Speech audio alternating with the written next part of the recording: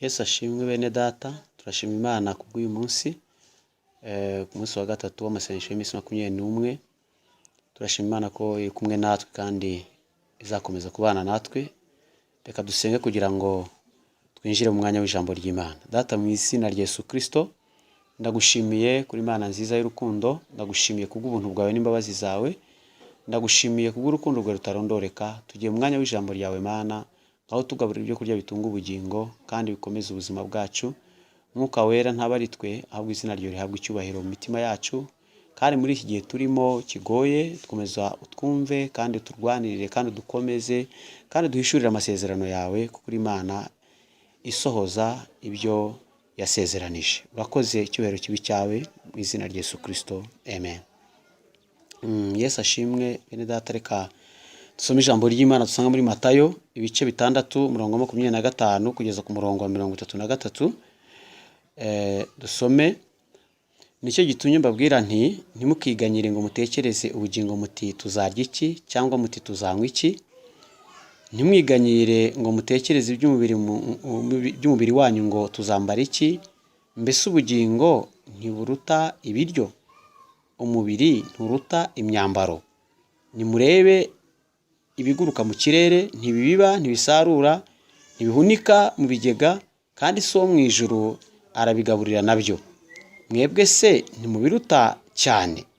Ninde muri mwe wiganyira wabasha kwiyungura umukono umwe? None se ikibiganyisha imyambaro ni iki? Mutekereze uburabyo bwo mu gasozi uko bumera, ntibugira umurimo, ntibuboha imyenda. Kandi ndababwira yuko Salomo mu bwiza bwe bwose atarimbaga nk'akarabyo kamwe muri ubu. Ariko Imana ubwo yambika ubwatsi bwo mu gasozi ityo buriho none ejo bukajugunywa mu muriro, ntizarushaho kubambika mwafite kwizera guke mwe? Nuko ntimukiganyire ngo mugira ngo tuzarya iki cyangwa tuzanywa iki cyangwa tuzambara iki, kuko ibyo byose abapagani babishaka, kandi so mu ijuru azi ko mubikwiriye byose. Ahubwo mumaze mushaka ubwami bw'Imana no gukiranuka kwayo, nibwo ibyo byose muzabyongererwa. Ntimukiganyire mutekereza iby'ejo, kuko abejo baziganyira iby'ejo. Umunsi wose ukwiranye n'ibibi byawo. Amen. Umutwe w'ijambo ry'uyu munsi uravuga ngo ntukiganyire cyangwa se ntimukiganyire. Mu by'ukuri ijambo ry'Imana riratubuza kwiganyira, cyangwa se umwami Yesu aratubuza kwiganyira. Kwiganyira ni uguhagarika umutima wibaza iby'ejo hazaza, wibaza uko uzabaho, wibaza ibyo uzambara, wibaza ibyo uzarya. Ntabwo rero ijambo ry'Imana riratubuza kwiganyira. Uyu munsi umutwe w'ijambo uravuga ngo wikwiganyira, reka kwiganyira, ntukiganyire. Hano hari impamvu zigera kuri enye Imana idusaba gutekerezaho zikwiye gutuma tutiganyira. Impamvu ya mbere, ijambo ry'Imana tubwira ngo mbese mutekereze ibi, mutekereze ubugingo n'umubiri, cyangwa se ubuzima mufite n'umubiri mufite. Ubuzima mufite n'umubiri mufite ntago mwigeze mwiganyira kugira ngo mubihabwe. Mwabonye muriho, mubona mufite umubiri. Aho kugira ngo mwiganyire ibyo muzarya ngo mubeho, mwiganyire ibyo muzambara ngo umubiri ususuruke cyangwa se umererwe neza, mubanze mutekereze kuyabahaye uwo mubiri, mutekereze kuyabahaye ubwo bugingo. Ifite ubushobozi bwo kubaha ibyo kurya ngo mubeho, ifite n'ubushake, ifite n'ubushobozi bwo kubaha imyambaro ngo mwambare, kuko ibyo kurya mukenera bifite agaciro gake kuruta ubugingo mufite, ndetse n'imyambaro mukeneye ifite agaciro gake karuta icyo mushaka kwambika. Icyo ushaka kwambika gifite agaciro kanini karuta icyo ushaka kucyambika. Icyo ushaka kwambika, umubiri ufite agaciro kanini kuruta imyambaro ukeneye, ndetse n'ubugingo cyangwa se ubuzima bufite agaciro kanini kuruta ibyo kurya ukeneye. Bityo mu yandi magambo, nk'uko utahangayikiye umubiri ngo wambare, ukaba utarahangayikiye ubuzima ngo ububone, ntukwiye guhangayikira ibyo kurya byo kugaburira ubwo buzima, ntukwiye no guhangayikira imyambaro yo kwambika uwo mubiri, kuko iyo yaguhaye umubiri ifite ubushobozi bwo kukwambika, ifite n'ubushake bwo kukwambika, niko irimo kuvuga. Yaguhaye ubuzima ifite ubushobozi bwo kugaburira, niko irimo kuvuga. Irakubuza kwiganyira, irakubuza guhagarika umutima uyu munsi, irakubuza kujarajaza ibitekerezo uyu munsi, kuko yaguhaye umubiri ushaka kwambika, yaguhaye ubuzima ushaka kugaburira. Iyo iracyari ku ngoma, iracyashoboye, kandi irimo irakubwira ngo reka kwiganyira, njye waguhaye umubiri nzaguha imyambaro, njye waguhaye ubuzima nzaguha ibyo kurya, nzagaburira ubwo buzima. Icyo ni icya mbere. Mwene data, reka kwiganyira ku byo uzarya, reka kwiganyira ku byo uzambara, kuko yaguhaye ubuzima ngo ubeho ukaba ukeneye kurya, ibyaguhaye umubiri ngo uwambare uba ukeneye kuwambika, ifite ubushobozi bwo kuguha ibyo kurya ukagaburira ubuzima bwawe, ifite n'ubushobozi bwo kuguha imyambaro ukambika umubiri wawe. Imana ihabwa icyubahiro. Icya kabiri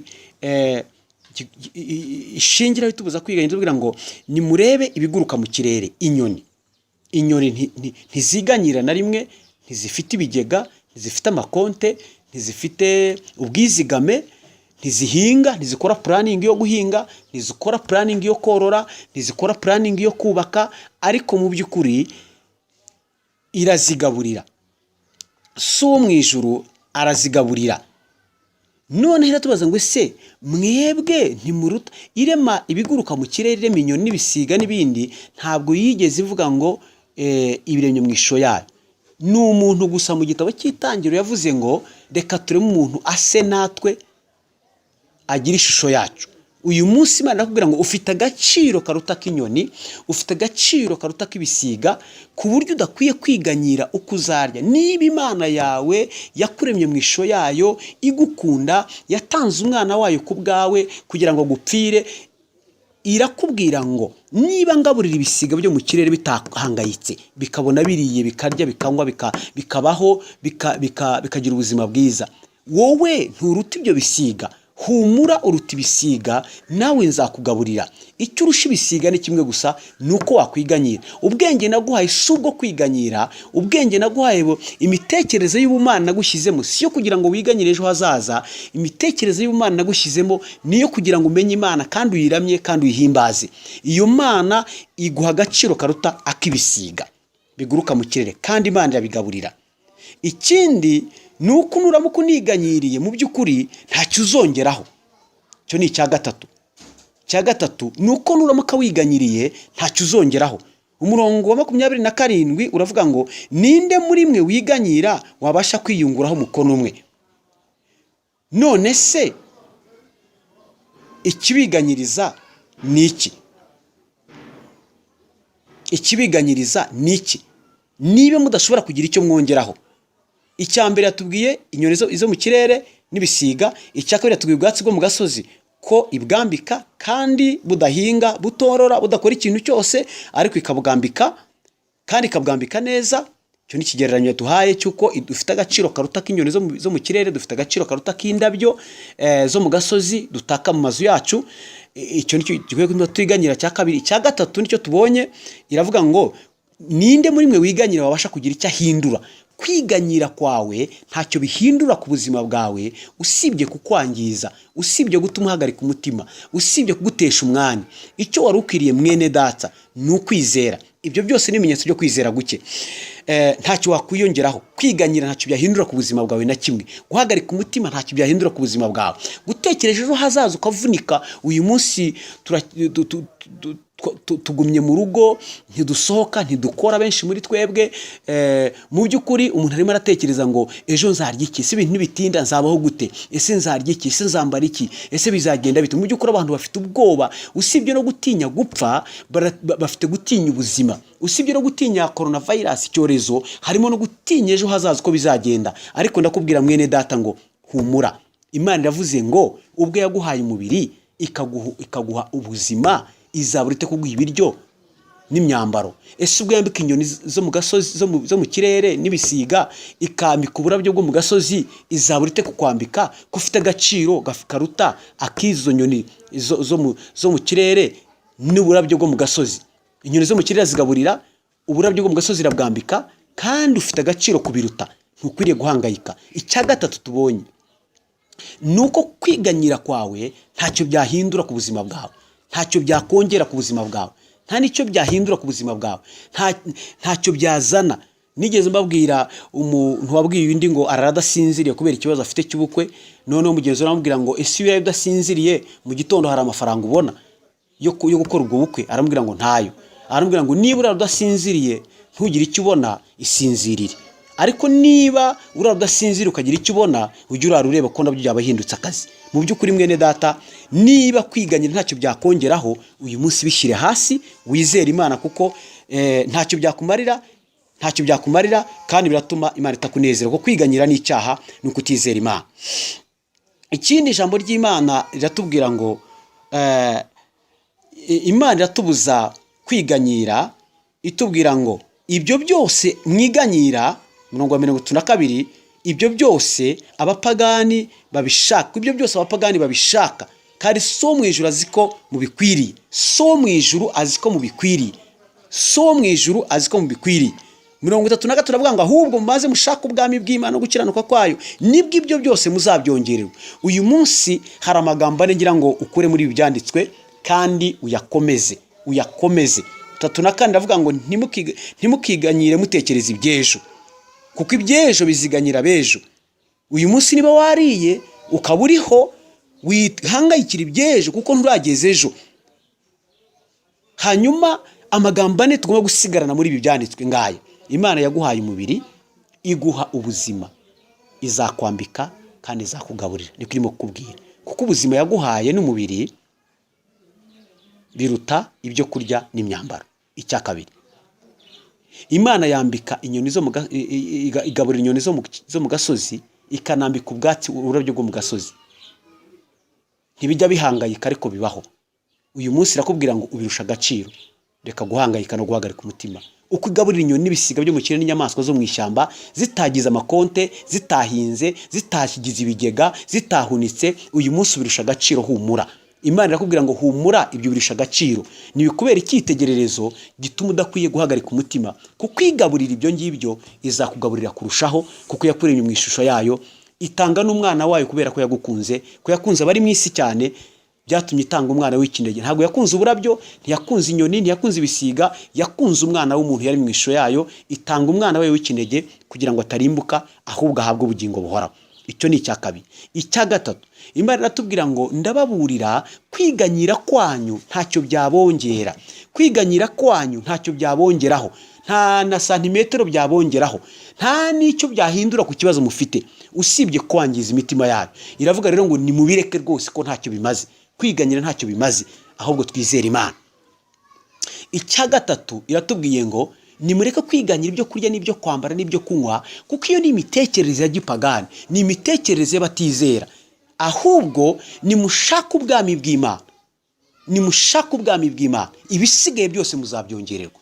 Nimwinjire mu Mana, nimwinjire mu bwami bw'Imana. Uyu munsi dufite abantu bacika bajya i Burayi, abaca mu nyanja, abaca mu kirere, batoroka abahindura ubwenegihugu, abiyita ubwoko batari bwo, ababeshya, abica ababyeyi babo kugira ngo barebe ko bagera i Burayi cyangwa muri Amerika cyangwa se muri Australia. Kubera icyo bashaka kujyayo? Barashaka ubwenegihugu bwo muri ibyo bihugu kugira ngo barebe ko babaho neza, ko ni ibihugu bifite ubushobozi, bifite amafaranga, bifite amadepo y'amafaranga. Iyo wabaye umwenegihugu wabo, uba ufite garanti kutazongera gusonza, ibijyanye no kurya no kunywa n'ibindi, ubifite n'inzu yo kubamo n'icumbi ibyibanze, mbese ibyo kurya no kunywa ukaba uzi ko birangiye iyo wageze i Burayi cyangwa muri Amerika. Uyu munsi hari igihugu kiruta ibyo bihugu, hari ubwami buruta ubwo bwami. Niyo mpamvu ijambo ry'Imana tubwira ngo mubanze mushaka ubwami bw'Imana, nimumara kubugeramo, mbese mwereka mubanze mushaka umwami. Iyo bavuze ubwami wumva umwami, iyo bavuze ubwami wumva umwami. Kristo reka abe umwami wawe, reka abe umukiza wawe, reka umwimike mu buzima bwawe. kuko isi n'ibiyuzuye nibye, isi n'ibiyuzuye n'ibyo Uwiteka. Ni ukuvuga ngo Kristo nakubera umwami, Imana nikubera umwami, Umwuka Wera nategeka ubuzima bwawe. Mu by'ukuri isi n'ibiyuzuye n'ibyo Uwiteka, kandi uri mu bwami bw'Uwiteka. Nk'uko umuntu wabonye ubwenegihugu bwa Amerika atabura aho arara n'ibyarya n'ibyanywa, nk'uko umuntu wabonye ubwenegihugu bw'Ubufaransa bw'Ububiligi atabona n'ubw'Ubwongereza atabura ibyarya n'ibyanywa n'ibyarya, niko wabonye ubwenegihugu bwo mu ijuru. Ijambo ry'Imana rivuga ngo abamwemeye bose bakizera izina rye yabahaye ubushobozi bwo kuba abana b'Imana. Iyo wamaze kuba umwana w'Imana, iyo wamaze kuvukira muri icyo gihugu, iyo wamaze kuvuka mu bwami bw'Imana, uba uzi ko access, uburenganzira ku biri mu isi byose ari ubwawe, ufite ko byose ni iby'Uwiteka. Uyu munsi rero ndakukangurira mwene data, reka kwiganyira. Shaka ubwami bw'Imana, iganyira ubwami bw'Imana, shaka ubwami bw'Imana, ibisigaye byose uzabyongererwa. Reka kwiganyira, reka guhagarika umutima. Iyaguhaye umubiri ikaguha ubuzima, igabura inyoni n'ibisiga byo mu kirere ikambika ubwatsi bwo mu gasozi, irakubuza ikubwira ngo kwiganya ntacyo bimaze, ahubwo ibyo ukennye byose ndabizi ko ubikeneye, kandi niwinjira mu bwami bwanjye ukanezeza, ukanyizera, ugakurikiza ijambo ryanjye, ugatura mu bwami bwanjye, ukagira imitekerereze y'ubwami bwanjye, Umwuka Wera akayobora ubuzima bwawe, byose uzabyongererwa. Muhumure bene data, muri bihe turimo tuzambara, tuzarya, tuzanywa, tuzabaho, kuko Uwiteka ari ku ngoma, kandi turi mu bwami bwe, kandi isi n'ibiyuzuye byose ari ibye. Imana ibaho umugisha, mureke kwiganyira, ahubwo mwizere Imana. Reka dusenge. Data, mu izina rye ndagushimiye kubw'ijambo ryawe, umugisha abana bawe, kandi wirukana umwuka wo kwiganyira muri twe mu izina rya Yesu, no guhagarika umutima w'ibyejo, ahubwo dushyire umwuka mushya wo kwizera, kuko isi n'ibiyuzuye ari ibyawe. Dushaka ubwami bwawe, ibisigaye tuzabisanga mu bwami bwawe. Urakoze Data, icyubahiro kibi cyawe, kandi ukomeze kurengera igihugu cyacu no kurinda abantu guhagarika umutima no kubuza umwuka wo kwizera ndetse no kunezererwa muri wowe, kuko ari wowe ufite ubuzima bwacu mu kiganza cyawe, mu izina rya Yesu Kristo. Amen.